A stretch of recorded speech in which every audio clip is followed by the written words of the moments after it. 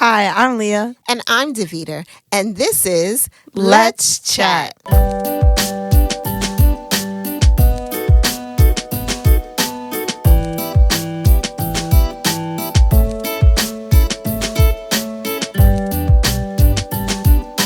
Leah. Hey, Mommy. How you doing? I'm chilling. Good. What were you bouncing to? Oh, the music that was just playing. Oh, okay. Yep. It's good music. Mhm. Who did that music? You know, it's this guy. This who's guy. actually like, his music is mad fire. Mad It's fire. like actually mad good. Mad And good. that's a big thing cooking for me. So I don't know. But his name is Six Bones, check him out. Check him out. Sticks Bones. We'll put a link to his page in the description. There we go. That's where we're going to put it. Yep. I got there. As long as I got there. Hey, everybody. Thank you so much for joining us for another episode of Let's Chat with Leah and Deveter. Today, we are going to be talking about me as a mom. Mm-hmm. And we're going to be talking about parenting older teens. Yes. I'm stressed out. Why though? Because... So we've had this podcast since 2020, I believe. That's when we started, 2020, 2021. Yeah. You were a young teen at that point. And, we had really calm conversations.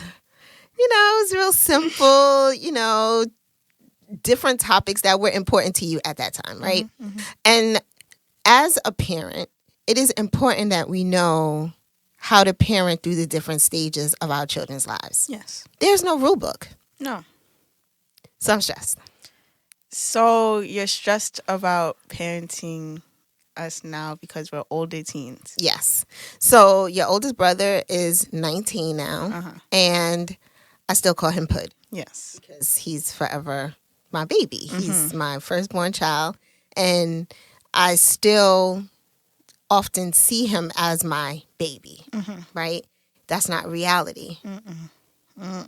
It's not reality. And as a parent, it's hard to try and figure out where I fit in you guys' life. Like I was telling you the other night, I was like, I don't know where I'm needed.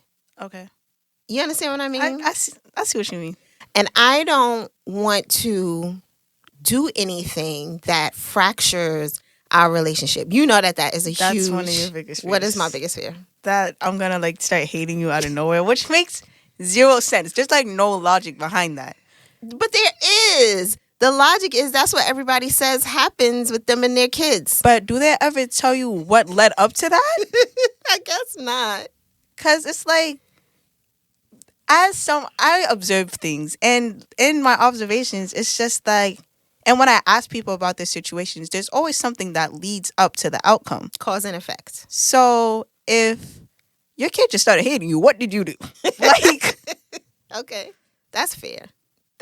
What did you do? So the question that I'm always led to ask you is, how am I parenting? good. You're chilling. What makes it good though? I just feel like we're able to have you're not only my mom, but you're my friend too.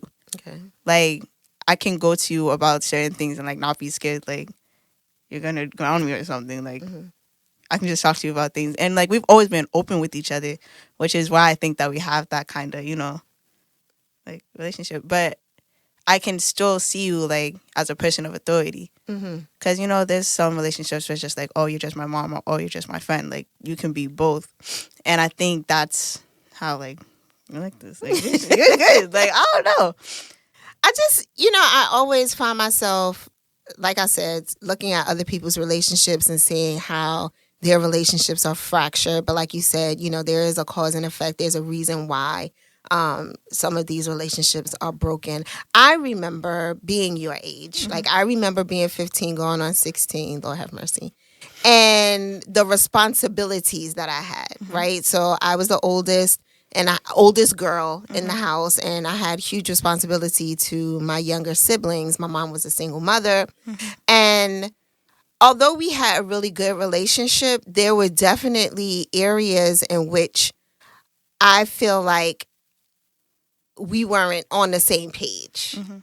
I wanted to go out. I wanted to do things. I wanted to be a teenager. And this is before social media. This is before having cell phones, all of this stuff, all the things that you guys had. And I just wanted to be a teenager. And I feel like she needed me so much that I didn't have the opportunity to truly be that person. And if I stepped away from what she wanted from me, you know, I was seen as defiant or not listening or not loving her, like crazy things like that, you know. And so I'm always so conscious about not just you and I relationship, but my relationship with your brothers as well, and making sure that I have a reasonable balance. Yeah.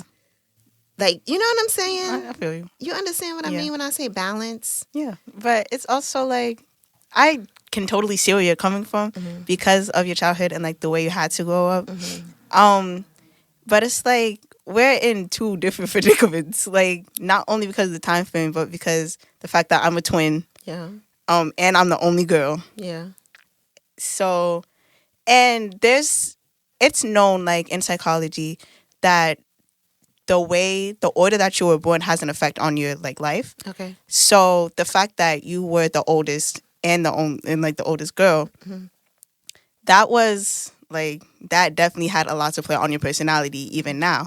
And it's known because I'm technically the middle child, but it's different because I'm also the only girl. Yeah. So I still get more benefits than if I was only the neglected middle child. Oh, poor middle children. We love y'all. We rooting for y'all. Yes, love the middle children. Yeah. But yeah, and because you have fathering too, it's just like, oh yeah, sorry, my dad. She calls her father fathering. Don't ask. Oh, you can ask, but it's just what she's been calling him for a very long time. A good amount of time. But Nana didn't like have that other person to go to ask for opinions. So I feel like you have reason to be stressed and like scared, but you also have to like look at the predicament now and the other support systems that you have. That's true. Because you're able to go to other people. You're able to go to your other, like my friends' parents and ask them what they think about the situation. Go to father and like. That's like true. that. You're so smart. Who made you like this? All right. Oh my goodness. That's really good, Leah. That's really good. So my parenting, I'm doing okay, she says, y'all. She said, I'm doing all right. I'm not screwing her up. Like, that's another big fear. Like, could traumatize? Yes, because people who are in jail, right? Okay. I know I'm going extreme. Whoa. It's what I do. You know, they know that I go extreme. People who are in jail were once somebody's baby, right? What happened to them to lead them to jail? What happened to lead people to drug abuse? What happened to because it doesn't just happen, right? Something, like we just said before, it's cause and effect. So something had to happen in order for you to go this route. So for me as a parent, I am always very, very conscious about, if I say yes to this, what is it going to lead to? And if I say no to this, what is it going to lead to? And so we were talking a little while ago about, what was it that you said? Sneaky, what you said? Oh, strict parents make sneaky kids. Tell me about that. I feel like strict is a very broad term because you can be a very extreme helicopter parent and always on top of your kid, or you can just like have these boundaries. And with parenting, you always have to have boundaries.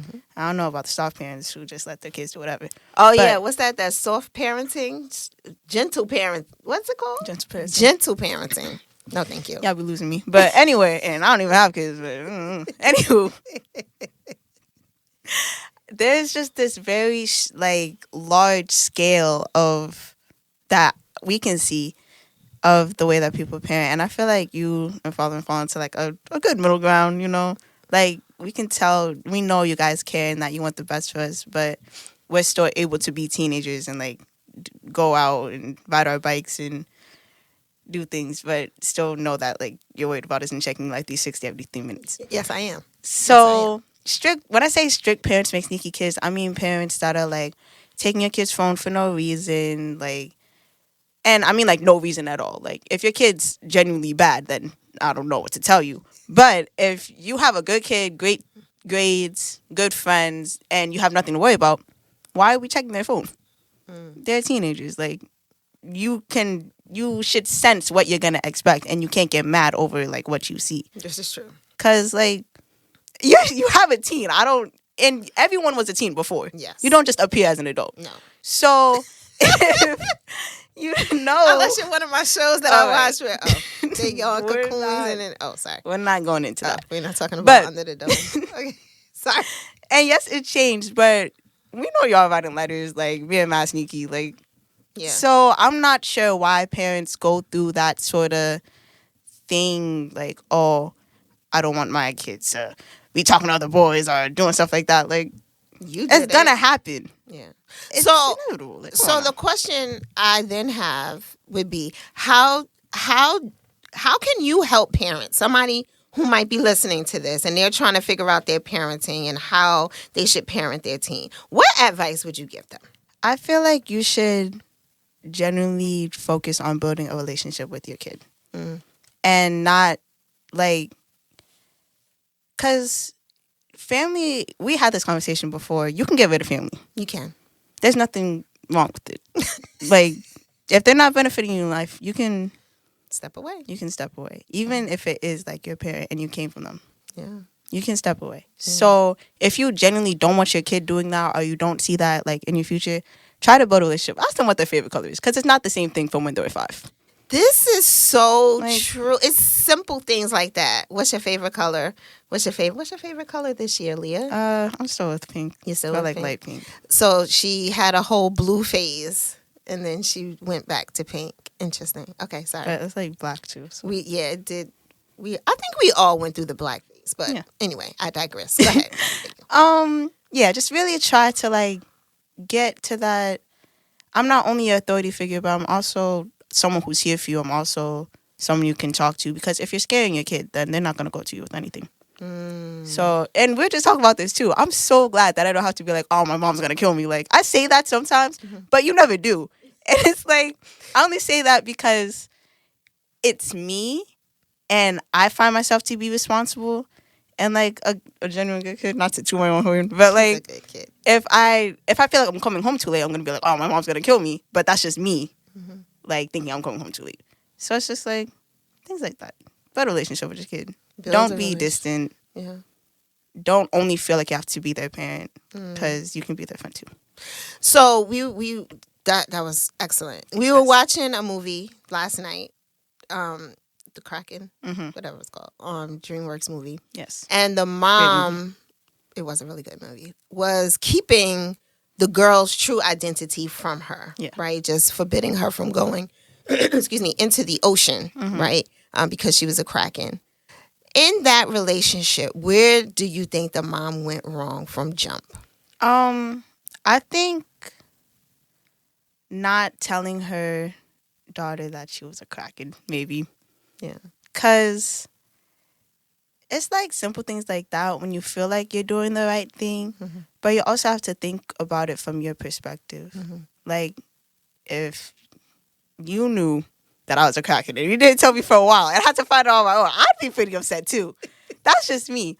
You're not a Kraken. Thanks. But it's like, I just feel like you kind of just have to know, and it's difficult, but you have to gauge the right time. And it's crazy now because we're finding out things so easily. So easily. And so quickly. To the fact that we don't even think our parents knew. Like, I'm telling you things that you didn't know. This is true. So it's like, I feel like you have to find, when you build that relationship with your child, gauge that time frame to know, okay, if you're going to find this out, it's better to find it out from me than by yourself or from other people. Yeah. So just line from the jump was when the mom went wrong. Yeah, she messed up. Like I said, figuring out how to parent your older teen is definitely not easy, but relationship building is key. And that doesn't start when they become teenagers. That starts from the womb, but then as they begin to develop into their own individual selves, it's really important that you have a relationship with your children. Yes. You can't be yelling and screaming all the time. You can't be, yes, you have to be the disciplinarian. Yes, you have to be the parent. They have to see you as the authority figure. But they also, as Leah said, have to see you as a person that they can come to for anything. Like, it doesn't matter what it is. You should be that place where your children can find safety. For sure. So I'm doing that? Yeah. Okay. Sure. Yeah, I'm not going to other people. You're not going to other people? Okay. Well, that's great. Yay. Whew, sometimes, y'all, I'm telling you, I am very, very transparent with my parenting skills and desires. And I'm glad that Leah and I are able to have these open and honest conversations. And I hope that you're able to do that with your children. Please share this podcast with somebody who is struggling with their child. I believe that this would be helpful to them. Hearing this from a 15-year-old, how, you know, 16. Okay, how you should have a relationship with your kids. Yes. Thank you, Leah. Of course. Yay. This was another great episode of Let's Chat with Leah and Deveter. I hope that you will come and listen to us again soon. Have a good one, everyone.